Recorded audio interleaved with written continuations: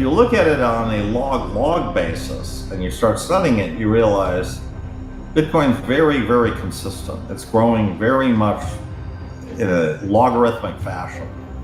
And it's growing very much according to the log of time. And it's right now growing at about a 45% compound rate with about an 80% vol. So over the next month, it can do absolutely anything, right? It could be at 58,000 again.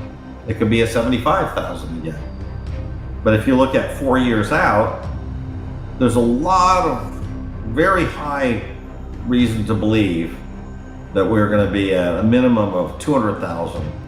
Go to the gambling table or go buy some meme coin, do whatever have fun, you know what I mean? And maybe it goes up, maybe it goes down. And you're in it for a short period, you're going to gamble, you're going to get out, fine. But longer term, for investing, for deploying real capital, if you're sitting there going, okay, am I going to really put $1 million on Solana and wait 4 years? I don't know, I wouldn't do that. It's like, I'd be nervous, maybe I'm going to wait 4 months, but I'm not going to wait 4 years. So, whereas I view that exactly the opposite for Bitcoin. If you have a long-term perspective and you're talking about real money, you're going to inevitably come back to Bitcoin as your choice. And that's why I think you're going to also come to the conclusion that it's probably very undervalued.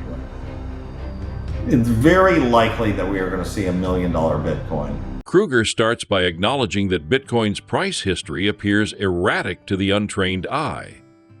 Bitcoin surged from $100 to $1,000 in 2013, only to crash soon after. The same pattern repeated in 2017, rising from $1,000 to $20,000, and again more recently, skyrocketing to $60,000 before falling back. For someone used to traditional investments yielding steady returns, these price movements can seem chaotic and unreliable. Krueger explains, people on Wall Street want a predictable 7% return, not the crash and bounce behavior Bitcoin exhibits. However, the key to understanding Bitcoin lies in viewing its growth logarithmically. According to Krueger, Bitcoin's price follows a consistent upward trend on a log-log scale, growing at an annual compound rate of about 45%, albeit with 80% volatility. He emphasizes that while Bitcoin's short-term behavior is unpredictable, its long-term trend points towards substantial growth. In fact, Krueger predicts Bitcoin will reach a minimum of $200,000 within the next 4 years and possibly as high as $500,000 or even $1 million over the next decade. Please take a little time to like this video, subscribe to the channel, and turn on post notifications for more videos like this. You can also check out our other videos on cryptocurrencies and the overall digital asset space and drop your comments and observations in the comments section below. Everything you do helps with the YouTube algorithm and immensely contributes to the channel's growth. Thanks and enjoy the video. Bitcoin price seems very random. If you look at it, if you look at it sort of generally, you say, what is the Bitcoin price? Well, wow, it went up a lot in 2013. Went up from 100 to 1,000. And then it crashed.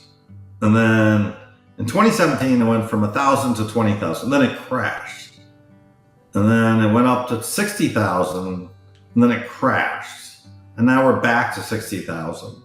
Well, that's one way of looking at it. But if I tell that to somebody on Wall Street, they're like, this seems completely crazy. Why should I get involved in this at all? There's Yes. no rhyme or reason. Yeah. I want steady Eddie. I want something that gives me 7% a year. I don't want this crash, come back, crash. It's not interesting, right? But if you look at it on a log basis and you start studying it, you realize Bitcoin's very, very consistent. It's growing very much in a logarithmic fashion. And it's growing very much according to the log of time. And it's right now growing at about a 45% compound rate with about an 80% vol. So over the next month, it can do absolutely anything, right? It can go, it could be at 58,000 again. It could be at 75,000 again. But if you look at 4 years out, there's a lot of very high reason to believe that we're going to be at a minimum of 200,000 4 years out, and maybe as high as 500,000. So we have this, maybe even higher. But we have some very good statistical behavior that we can estimate based on the past statistical behavior. But it's just not obvious just looking at Bitcoin, looking at the chart, trying to do technical analysis, which is generally garbage anyways. It just doesn't apply to Bitcoin. This is something very different, I think, than anything else that we've seen. I'm fully invested in Bitcoin, not 100%. Part of the math there is actually, there's a lot of math to suggest you shouldn't be 100%. That's this Kelly criterion rebalancing math. And so the sort of mathematically, it sort of seems like the correct number is 70%.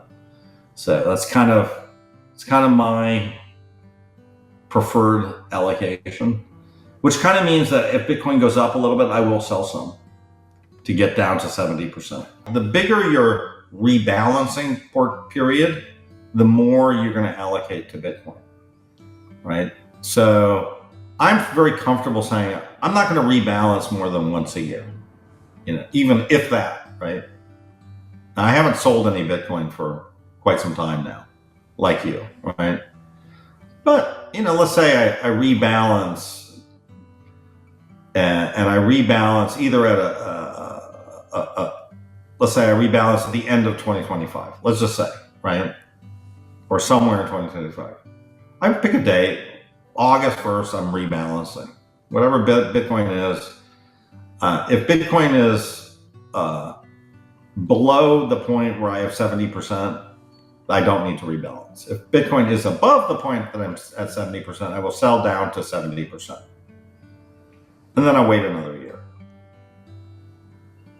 And then I wait. Okay, is it above 70%? Is it 80% now? Okay, well, rebalance down to 70. So it's a very simple, the Kelly criterion is a very simple model to implement. You just do it once a year and you rebalance.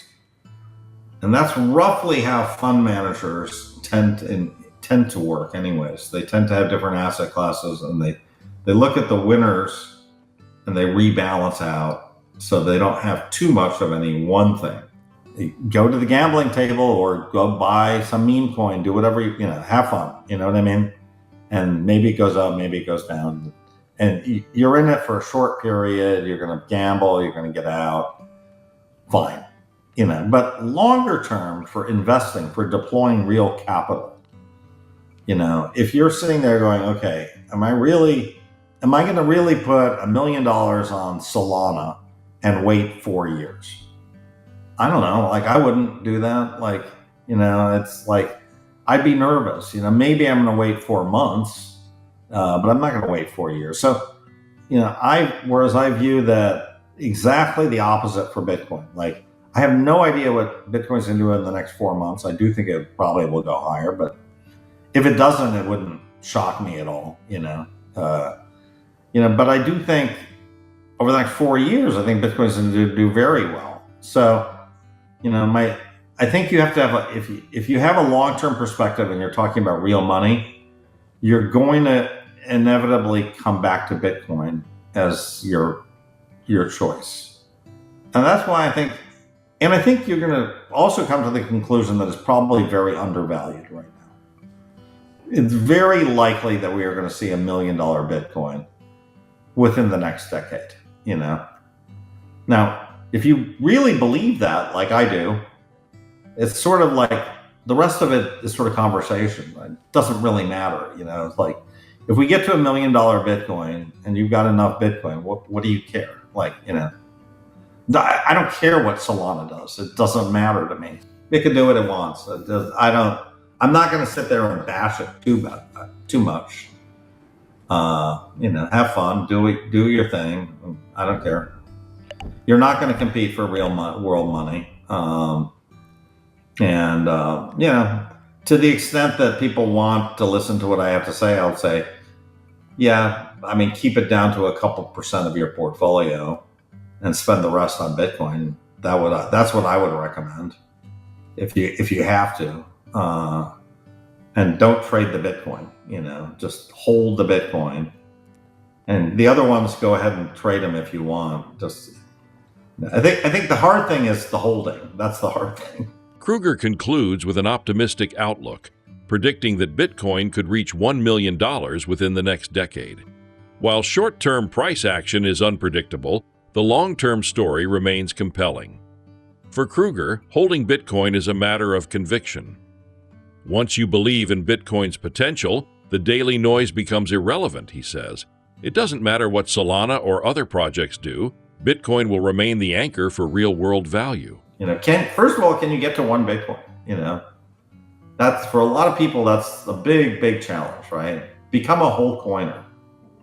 By definition, only 21 million people can become whole coiners. It's probably going to be a lot less than 21 million. Probably going to be more like 5 million people who ever can become whole coiners, right? Now there's probably about 1 million whole coiners right now.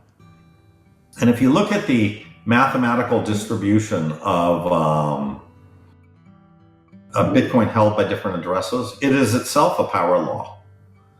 So the number of whole coiners is growing by 1.4 times time, time to the power of 1.4.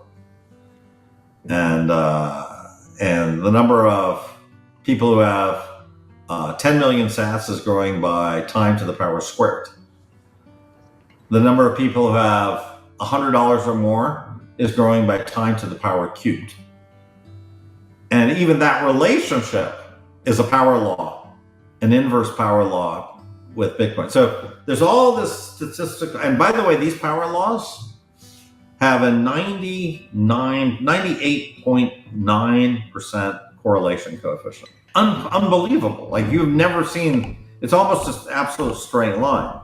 Another one that is like this, which is incredible, is like, if you take the log of Bitcoin price, okay, just take the log of Bitcoin price, right? And average out the log of Bitcoin price over 4 years. Do a simple moving average of the log of Bitcoin price, okay? And if you look at that number, it is an absolute straight line measured in log-based terms. So the average of the logs is a complete straight line with 99% R squared. So you look at this Bitcoin behavior, which I described as, wow, it goes up, it goes down, it crashes, it waits for 4 years, it's dead, oh, it comes back. Now you look at it, you average it out over a 4-year period, you look at it in log space, and you get a straight line completely around the straight line with 99% R squared. Like, you would say, to a normal person, you would say, who understands, had one statistics course, and you'd say, that's not possible. How can an asset have this kind of very deterministic price behavior? And the reason it is that Bitcoin, the story of Bitcoin is a very simple story that once somebody gets it, they like it. And the story is very simple. You can take your money outside of the financial system, you can hold it for a certain number of years, and then you can use it anywhere in the world. That's the fundamental value problem. And when you take it out of the financial system, the government can't get it, and the government can't debase it with inflation. So if you live in a place where there's inflation, doesn't matter. You've now escaped inflation. If you live in a place where the government can break down go into your bank account and just seize your bank account, well, you've now evaded that. That's a fundamentally great product market fit. A lot of people say that and they're like, yeah, I like that. That's a good idea. So you're saying to me that I can take my money, I can hold it myself. Fred Krueger's insights highlight Bitcoin's transformative potential and the importance of patience in realizing that value. While Bitcoin's volatility may deter traditional investors, Those with a long-term horizon and an understanding of its logarithmic growth will recognize the opportunity. His approach combines mathematical rigor, strategic rebalancing, and philosophical conviction in Bitcoin's fundamental value. As Krueger suggests, the road to becoming a whole coiner might be challenging, but the rewards could be unprecedented. Whether Bitcoin reaches $200,000 or even $1 million, the message is clear. Bitcoin is an asset for those who think beyond the next few months and aim for the next decade. Please like and subscribe my channel.